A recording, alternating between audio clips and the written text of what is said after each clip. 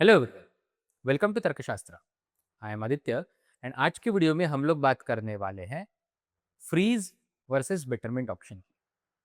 तो अगर आपने महाराष्ट्र सीईटी सेल ने कंडक्ट किया हुआ सीईटी का एग्जाम दिया हुआ है फॉर योर कोर्स, तो अभी आपके कैप राउंड्स स्टार्ट होने वाले हैं, करेक्ट?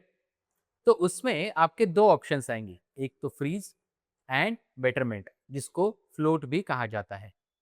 तो आज हम लोग वो दोनों ऑप्शंस के similarities, differences, pros and cons, कौन सा ऑप्शन आपने कब यूज करना चाहिए, ये सब चीजों के बारे में बात करने वाले हैं। So let us begin. अगर आपको ये वीडियो अच्छा लगता है so do not forget to share it with your friends. And ये वीडियो खत्म होने के बाद अगर आपके फिर भी कोई डाउट्स रहते हैं so do not forget to write down in the comment section below as well. ठीक है, तो चलो let's start. Freeze versus betterment. जब कैप राउंड स्टार्ट हो रहा है आपका, तो फर्स्ट प्रोसेस उसका होता है कि आप कैप राउंड के लिए रजिस्टर करते हो। रजिस्ट्रेशन कंप्लीट करने के बाद आपका डॉक्यूमेंट वेरिफिकेशन प्रोसेस होता है।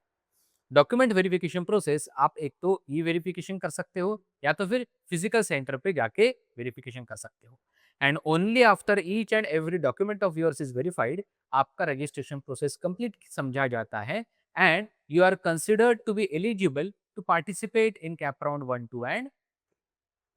तो जब आप कैप राउंड 1 के लिए अप्लाई करते हो तो आप आपके चॉइस कोड्स फिल करते हो कि भाई फर्स्ट ऑप्शन मेरे स्कोर, मेरा कैटेगरी, मेरे परसेंटाइल के हिसाब से मुझे first, second, third, fourth, fifth ये ऑप्शंस मुझे चाहिए।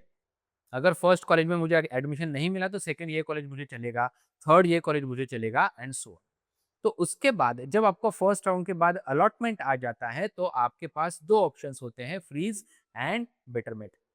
फ्रीज माने कि you are completely satisfied with your allotted seat, कि मुझे मेरे स्कोर के हिसाब से ये फर्स्ट रैंक का कॉलेज चाहिए था and first, second, third, fourth, या फिर अगर फर्स्ट नहीं मिला तो सेकंड चलेगा, सेकंड नहीं मिला तो थर्ड चलेगा, लेकिन जो कॉलेज मुझे मिला है फर्स्ट राउंड के बाद उससे मैं सेटिस्फाइड हूँ and I would like to block my seat permanently and I would like to opt out of the next CAP processes.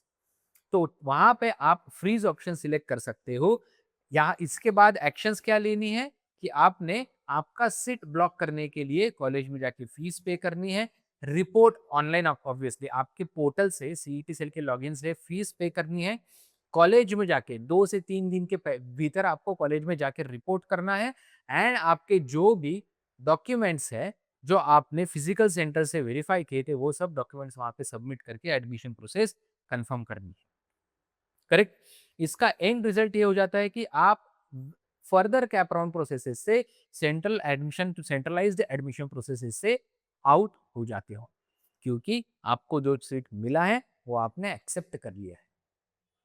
लेकिन अगर आपको बेटरमेंट ऑप्शन चूज करना है तो पहले हम लोग उसके बारे में जानना बहुत जरूरी है।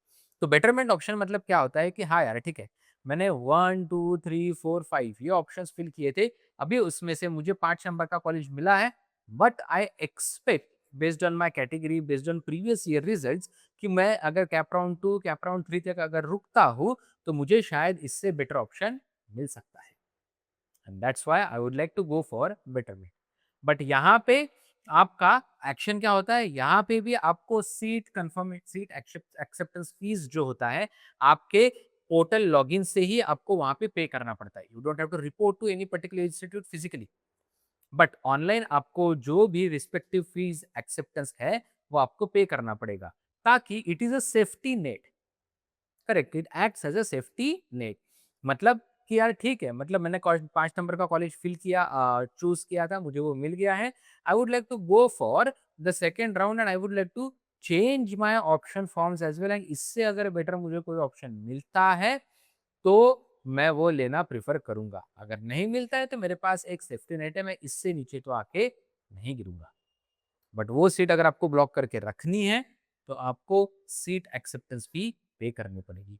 अभी क्या होता है कि बहुत सारे बच्चों का ये डाउट होता है कि अगर मैंने ना फ्रीज किया ना फ्लोट किया, या फिर फ्रीज करने के बाद सीट एक्सेप्टेंस फी नहीं पे किया, फ्लोट करने बेटरमेंट ऑप्शन चूज करने के बाद अगर सीट एक्सेप्टेंस फी नहीं पे किया तो क्या होगा है, then you will be considered as not interested to participate in the next cap rounds and you will be thrown out of the cap rounds.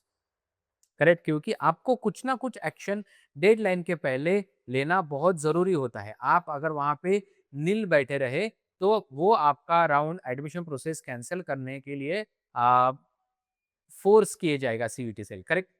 You will be thrown out of the next CAP round. Why choose betterment? एक बहुत अच्छा question मुझे आता था कि sir, अगर मुझे ये परसेंटाइल के बेसिस पे अगर मुझे ये कॉलेज मिला है जो लास्ट ईयर के हिसाब से भी इससे बेटर हायर परसेंटाइल उसका नहीं था, तो should I opt for the better college? और ये परसेंटाइल में मुझे और बेटर कॉलेज ऑप्ट करना चाहिए कि नहीं? तो डेफिनेटली यार, क्योंकि ज़ीरो रिस्क है। आपने जो करंट सीट आपको अलॉट हुआ है वो वैसे भी आप लूज़ नहीं कर रहे हो। अगर सेकंड राउंड में आपको इससे बेटर ऑप्शन नहीं मिला तो आप फिर से बेटरमेंट के लिए जा सकते हो। लेकिन सेकंड राउंड में आपको अगर फ्रीज़ करना है तो आप वो फ्रीज़ भी कर सकते हो। करेक्ट? फीस सिक्योरिटी पे है क्योंकि आपने वो जो ₹1000 पे किया हुआ है, तो ये आपने सीट होल्ड करने के लिए पे किया था। मतलब अगर आपको सेकंड राउंड में बेटरमेंट का ऑप्शन चूज़ करने की वजह से अगर बेटर ऑप्शन मिल जाता है, तो आपको वो सीट फाइनल करने के लिए फिर से फीस एक्स्ट्रा नहीं पे करनी है। ऑटोमैटिकली आपका जो अलॉटेड सीट था, वो कैंसल हो जाएगा। फर्स्ट राउंड में अलॉटेड सीट था, वो कैंसल हो जाएगा एंड सेकंड राउंड में जो आपको बेटर ऑप्शन मिला है, वो आपका फाइनल सीट कंसिडर किया जाएगा। लेकिन आप उसके बाद भी बेटरमेंट ऑप्शन के लिए थर्ड राउंड में जा सकते हो विदाउट पेइंग द एक्स्ट्रा, ठीक है? Strategic growth obviously allows you to choose your dream college while keeping up option, backup option. अगर मुझे सिमसरी मिला है बट मुझे जेबीआईएमएस चाहिए, तो मैं एक और या फिर दो राउंड के लिए जा सकता हूं, ताकि अगर मुझे ड्रीम कॉलेज मिला तो सही है, नहीं तो फिर I am happy with the सिमसरी। Automatic cancellation, once a better seat is found the previous one is automatically release. तो आपको उसके बाद कोई एक्स्ट्रा प्रोसेस फॉलो नहीं करना है। अगर आपने चूज किए हुए ऑप्शन से बेटर ऑप्शन अगर आपको मिलता है, तो ऑटोमेटिकली वो आपको अलॉट हो जाता है। एंड यहाँ पे एक कैच ऑटो फ्रीज का, जो बहुत सारे बच्चे शायद निग्लेक्ट करने के चांसेस होते हैं, करेक्ट? कि there is an auto freeze option which is always available with the seat cell. कि अगर आपने कैपराउन वन में जो फर्स्ट ऑप्शन फिल किया था वही अगर आपको लगता है, तो you don't have an option to go for the betterment. आपको वो ऑप्शन ऑटोमेटिकली फ्रीज हो जाता है। अगर आप कैपराउंड टू में, अगर आपको कैपराउंड वन में फर्स्ट ऑप्शन नहीं मिला, second option, third option, fourth option मिला, तो आप कैपराउंड टू के लिए बेटरमेंट में जा सकते हो। लेकिन आपको यहाँ पे बहुत थॉटफुली आपके ऑप्शंस फिल करने पड़ेंगे, क्योंकि कैप राउंड 2 में अगर फर्स्ट 3 में से कोई भी ऑप्शन मिला, तो वो बेटर ऑप्शन अगर है, तो आपका ऑटोमेटिकली वो सीट ब्लॉक हो जाएगा एंड ऑटो फ्रीज हो जाएगा। Then you will not be allowed to participate in the CAP round 3 by opting for the betterment option in CAP round 2। हाँ, कैप राउंड 2 में आपको पहले 3 के अलावा अगर कोई ऑप्शन मिलता है, तो आप डेफिनिटली बेटरमेंट के लिए जा सकते हो। तो कैप राउंड 3 में वैसा ही टॉप 6 प्रेफरेंसेस में से अगर आपको कोई भी ऑप्शन मिलता है, तो आपका वो ऑटो फ्रीज हो जाएगा एंड आप इंस्टीट्यूट लेवल अलॉटमेंट ऑप्शंस के लिए राउंड के लिए नहीं जा सकते। इसमें अगर किसी को कोई कंफ्यूजन है, तो आराम से ये वीडियो फिर से रिवाइंड करके देखो। फिर भी अगर कोई कंफ्यूजन रहता है, तो write down in the comment section. I will be happier to help you through your CAP rounds, ठीक है? तो स्ट्रेटेजिक टेक अवेज हमेशा ध्यान में रखना कि जो भी आप cap round 1, cap round 2, cap round 3 में ऑप्शंस फिल कर रहे हो, वो अगर आपको ऑटो फ्रीज नहीं करना है, तो आपके लीग के ऊपर के ऑप्शंस हमेशा फिल करते जाओ। मतलब अगर आपको सर्टेन परसेंटाइल है, तो ये परसेंटाइल में अगर मुझे ये कॉलेजेस मिलते हैं, ये सपोज एक मेरा परसेंटाइल बैंड है, उसके ऊपर के ही कॉलेजेस हमेशा ऑटो फ्रीज ऑप्शंस में फिल करते जाओ, ताकि अगर वो मिल गया तो बहुत बेहतर है, करेक्ट? लेकिन अगर नहीं मिला, तो मेरे पास बेटरमेंट का ऑप्शन हमेशा अवेलेबल रहे, right? Respect the deadlines, missing the seat acceptance payment window, that means seat for future. अगर आपने सर्टन डेडलाइन, जो सीईटी सेल अपने अपने कोर्सेज के लिए अब वेबसाइट पे हमेशा अवेलेबल करते रहता है, अनाउंस करते रहता है, वो डेडलाइन के पहले अगर आपने सीट एक्सेप्टेंस फीस पे करके कॉलेज में जाके मतलब अगर आपको ऑप्शन फ्रीज करना है, तो कॉलेज में जाके अगर फिजिकली डॉक्यूमेंट सबमिट नहीं किए, तो आपका ऑटोमेटिकली सीट फॉरफिट हो जाता है एंड आप आगे के राउंड्स के लिए पार्टिसिपेट नहीं कर सकते हो, ठीक है? Keep monitoring the vacant seats, before filling the cap round 2 and cap round 3 option forms. So after your cap round 1 is concluded, CET cell, I'll say, declares the number of vacant seats, number of seats vacant on under respective categories in various colleges. तो before you fill the CAP round 2 and CAP round 3 option form, तो आपका ये duty बनता है कि भाई जो मैं ऑप्शंस फिल कर रहा हूँ उसमें वो तो आपके ड्रॉप डाउन ऑप्शन में आएगा भी नहीं, बट मेरे कैटेगरी का सीट अगर एक पर्टिकुलर कॉलेज में अवेलेबल है तो क्या मेरा कितना चांसेस है, ताकि मैं उसको ऑटो फ्रीज के स्लॉट्स में ब्लॉक करूँ कि नीचे के स्लॉट्स में ब्लॉक करूँ, ये आपका देखना कर्तव्य बनता है, ठीक है।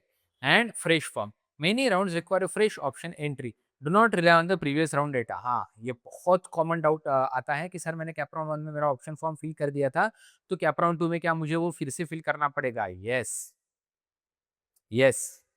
In each and every round आपको हर एक बार, एवरी टाइम ऑप्शन फॉर्म्स फिर से फिल करना पड़ेगा। क्लियर? यहाँ पे कोई कंफ्यूजन मत रखना, ठीक है। फिर से, डोंट इग्नोर द टाइमलाइंस। वो इग्नोर हो गया तो गया, क्योंकि वहां पे कोई ह्यूमन बीइंग नहीं बैठा है आपकी मिस्टेक्स रेक्टिफाई करने को। सिस्टम ओरिएंटेड प्रोसेसेस है, सिस्टम ने एक बार विंडो क्लोज कर दिया, खत्म। 5 PM मतलब 5 PM, ठीक है।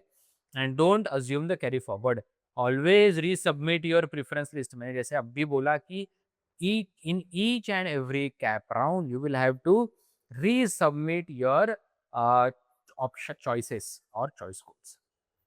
क्लियर? तो इसके अलावा अगर आपको कोई डाउट्स है तो do not forget to fill the right your doubts in the comment section. And अगर आपको इन्फॉर्मेशन अच्छा लगता है तो do not forget to share it with your friends as well. Okay guys, all the best.